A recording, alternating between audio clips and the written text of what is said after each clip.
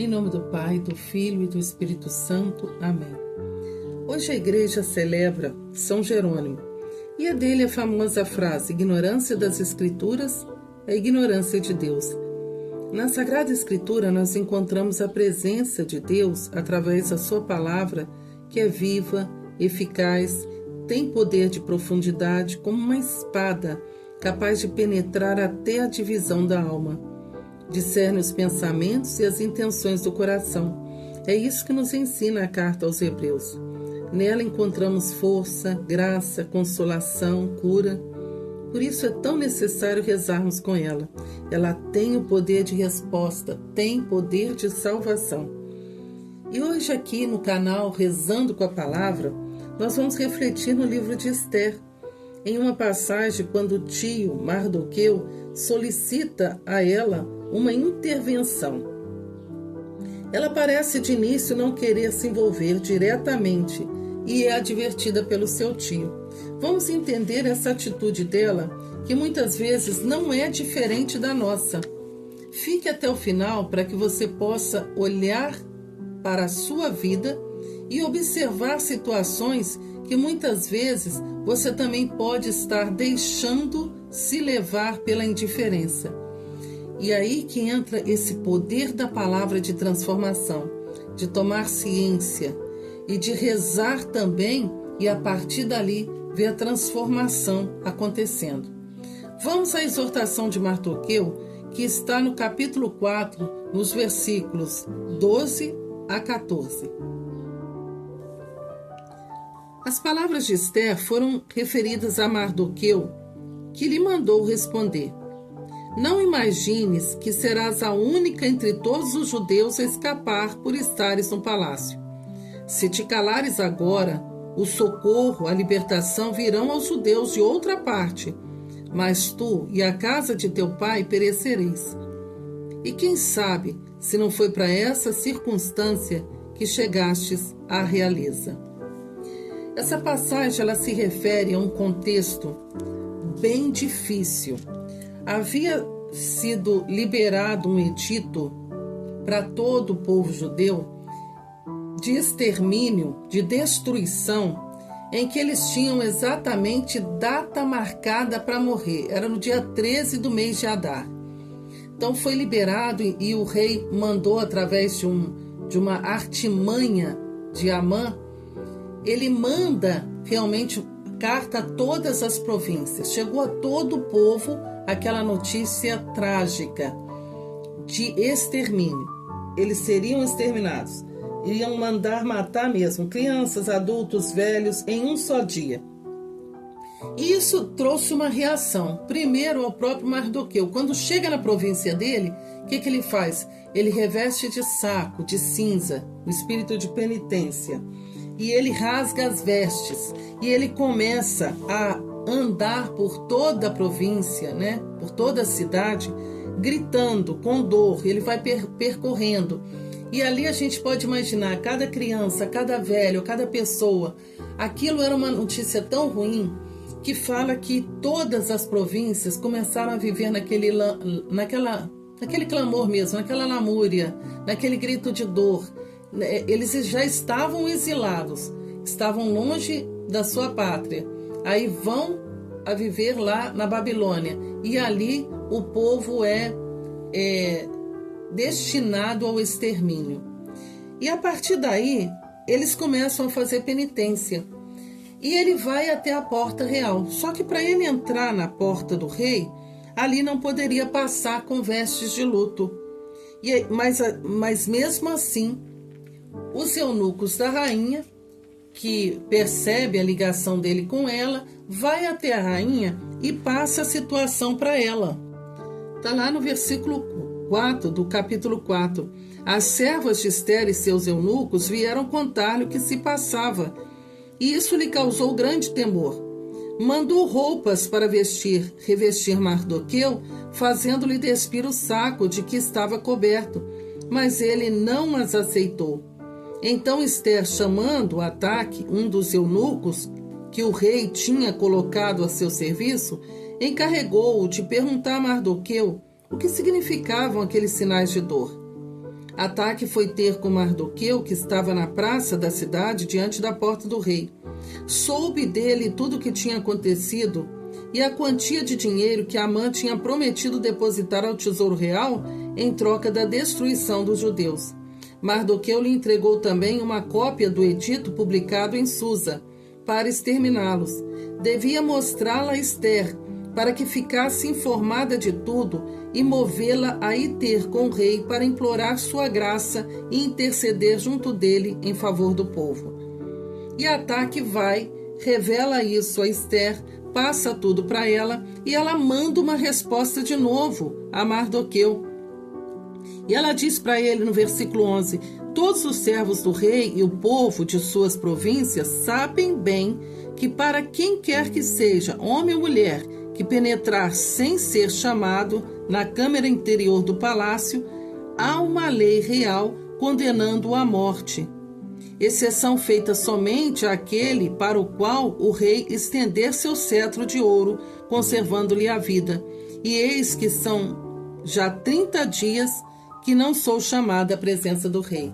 Então, de início, a esperança de Mardoqueu era que eu tenho uma sobrinha lá no Palácio Real e ela pode chegar ao rei e resolver o nosso problema. Ela também é judia. Ela precisa fazer isso. E ele fazia penitência e ele queria que ela tomasse uma atitude. Mas aí, de início, Ester toma ciência de todo o problema, mas ela fala: olha, eu não fui chamada diante do rei, eu não posso fazer nada. Eu tenho que esperar. Eu tenho que esperar quando o rei me chamar, aí sim eu vou lá. E se esse rei chamasse daí 2 meses, 3 meses? Então a situação era difícil.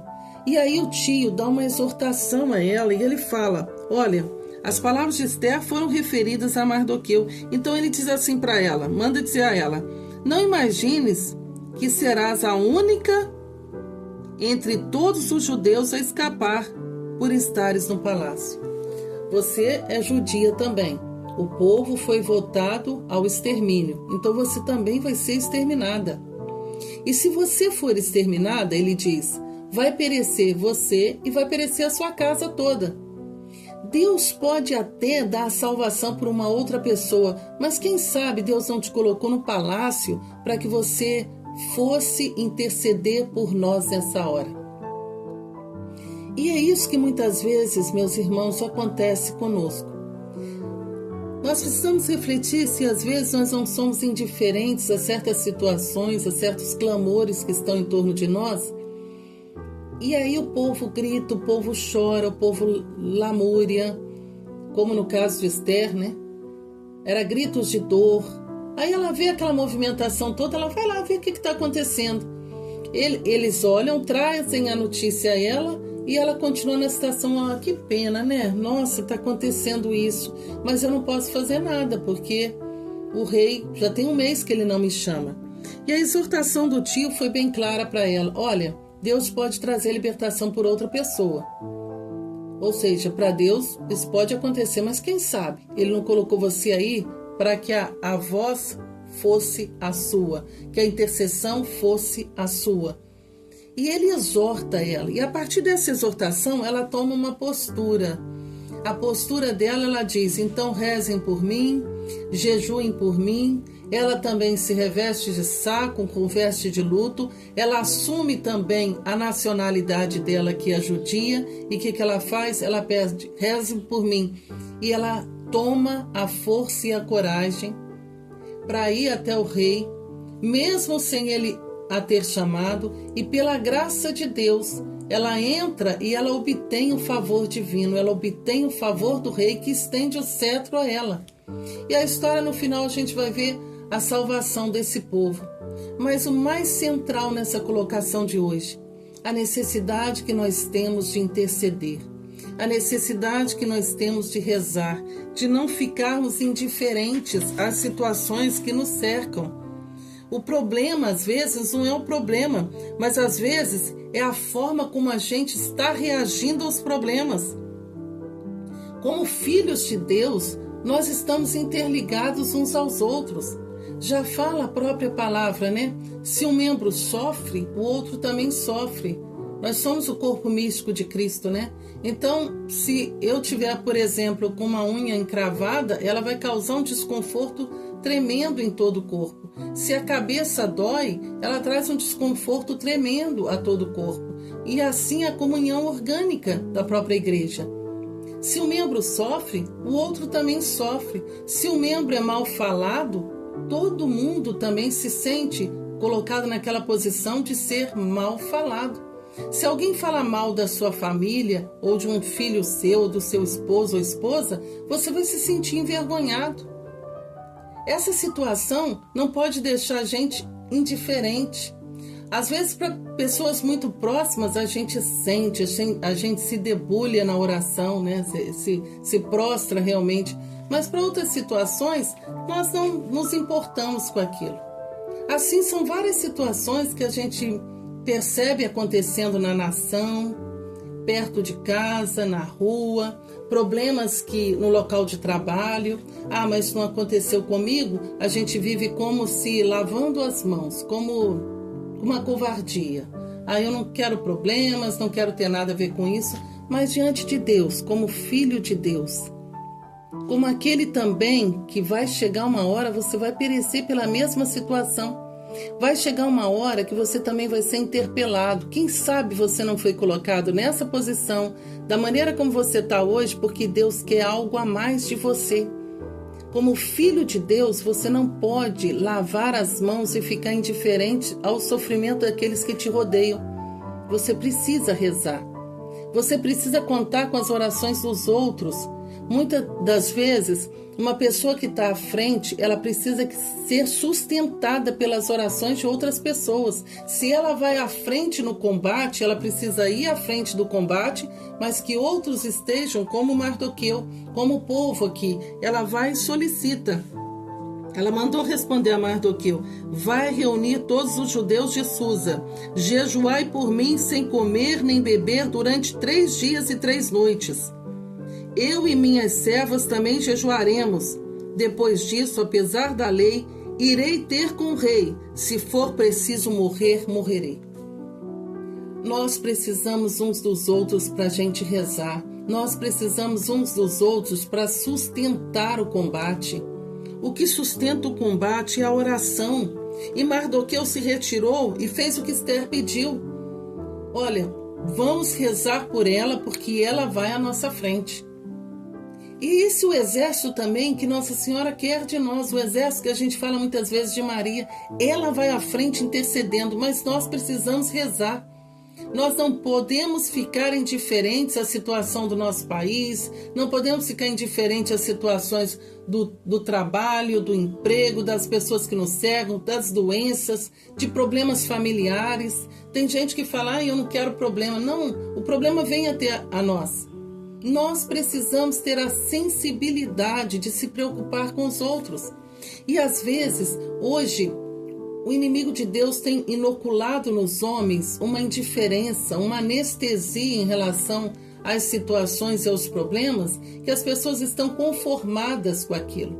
É como se um doente, uma pessoa adoece em casa e ela vai adoecendo, vai passando anos ela naquela mesma doença, as pessoas vão acostumando com aquela doença e já não tomam mais reação nenhuma. E às vezes até diz assim, se ela morrer, ela vai descansar, porque já acostumou com aquela enfermidade. Assim nós muitas vezes acostumamos com problemas e não deveríamos acostumar com problemas, mas deveríamos ter esse posicionamento de tomar a posição de rezar, de jejuar, de orar, de clamar a Deus uma resposta, de unir uns com os outros e ver aquele que tem possibilidade de combater realmente por nós, que foi colocado por Deus em posição estratégica para salvar aquele povo. Ali era uma decisão política que destruiria toda uma nação em um dia só, um extermínio total. Existem extermínios que estão acontecendo no dia a dia, na nossa vida cotidiana. Estão exterminando, estão tirando a paz, estão tirando a sua liberdade.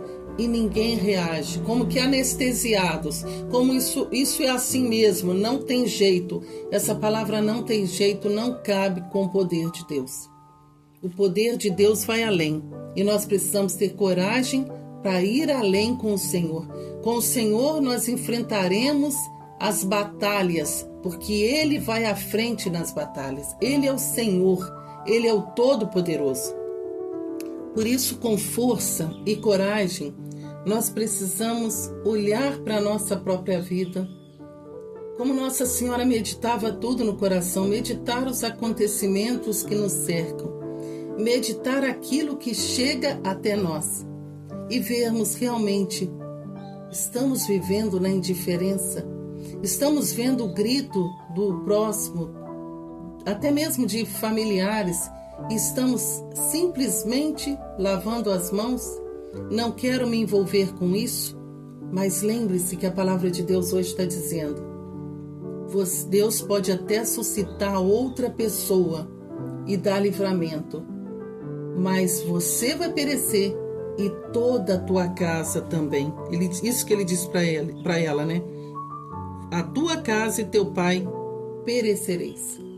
Todos vão perecer, porque nós temos uma missão. Então vamos pedir essa graça ao Espírito Santo. Senhor, derrama a tua graça sobre nós, o teu Santo Espírito, Senhor. O Espírito de fortaleza, e nos dê coragem. Coragem, Senhor, no poder do teu Espírito, para ir além das nossas fraquezas.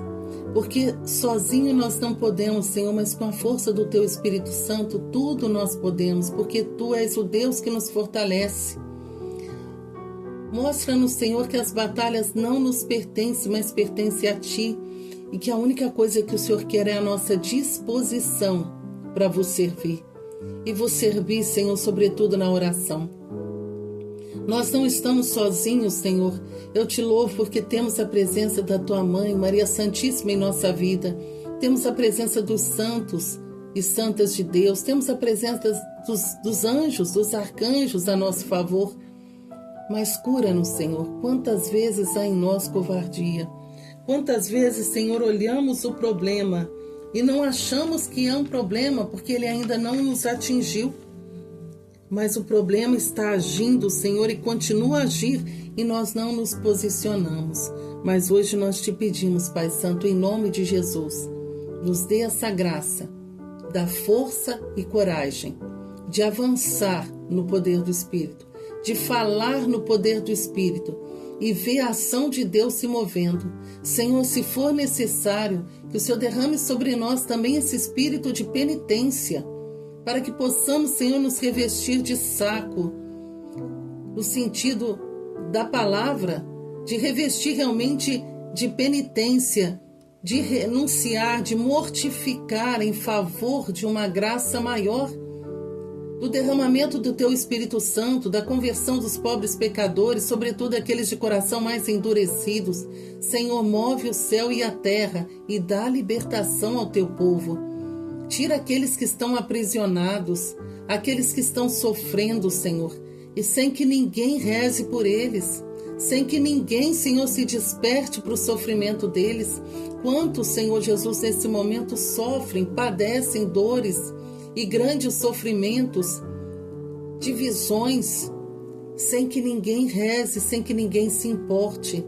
Mas eu quero te louvar e te bendizer nessa manhã, porque o Senhor está suscitando em nós esse desejo de oração, de rezarmos com Nossa Senhora e colocarmos diante do Santo Rosário todos os que sofrem, todos os que estão padecendo de dores, padecem de doenças graves, padecem de sofrimento, Senhor, de perdas, os que estão sofrendo, Senhor, em meio à guerra, os que estão sofrendo fome, sede, os que estão sofrendo por falta de paz, os que estão sendo exterminados, Senhor, em qualquer canto dessa terra.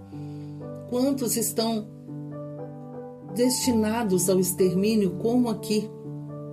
Ou porque são cristãos, ou porque lutam em favor do seu povo, de uma reivindicação. Senhor, tem piedade, tem misericórdia, derrame a sua misericórdia sobre nós. Tira de nós, Senhor, toda apatia. e nos faz envolver com a sua santa vontade. Senhor, muda o nosso pensamento, o nosso modo de agir, que seja no poder do Teu Espírito. Desde já eu te louvo e te agradeço pelo posicionamento que o Senhor nos chama nessa manhã, a revestirmos da couraça da justiça, com os pés calçados de prontidão para anunciar o Evangelho da paz, porque a nossa luta não é contra seres de carne e sangue, mas contra as forças espirituais do mal espalhadas nos ares. E nós não vamos deixar, Senhor, que o espírito de apatia e de indiferença tome conta do nosso coração. Amém. Esse é o nosso propósito. Esse é o nosso direcionamento hoje. Ao longo do dia, não deixe que a apatia e a indiferença tome conta da sua vida, mas olhe com o olhar de Deus. Que Deus te abençoe e até o próximo momento rezando com a palavra. E não esquece de compartilhar esse conteúdo para que a palavra de Deus chegue a libertar muitas outras pessoas que precisam ouvir, que precisam ser transformadas pela graça de Deus.